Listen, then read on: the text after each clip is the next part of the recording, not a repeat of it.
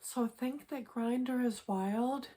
Think about public sex in the desert, sex on the balcony in broad daylight, and having a trans woman cut the condom on you. These are just some of my experiences that I've had on Grindr, so buckle up while I tell you about them. So the desert story, so there was this guy I met on Grindr who I was hooking up with, who we would just frequently go out into the desert because I live out in the desert. We would just frequently go out into the desert to hook up, and he would like bring out a little like the little like thing that goes on your car, like the window thing, and we would kind of get down on that.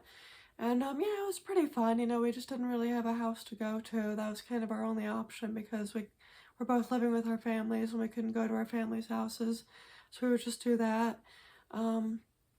But then he just really didn't respect my non-binary identity. He was like, non-binary people don't exist, blah, blah, blah.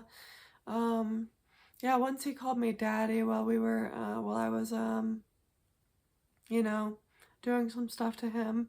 And that was kind of cool to feel that sense of power, especially over this guy who didn't seem to really respect me or my identity. And then another time with this guy, I hooked up with him on the balcony in broad daylight. So that was cool.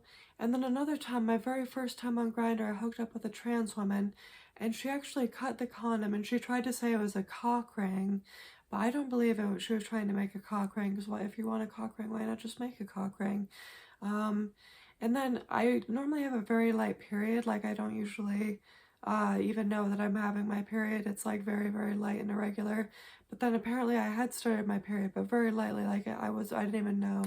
And she was like, what the fuck is this? And I was like, oh, I'm really sorry. I'm so sorry. I didn't know. And I probably shouldn't have even hooked up with her after she got the condom, but I made her put a new one on, but I probably shouldn't have even, I should have just gotten out of there. That was a big red flag right there.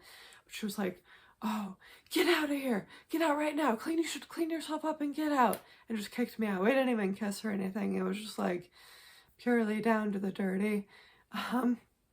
But anyway, I hope that you enjoyed my stories, and thank you. I'll see you again next time. Bye.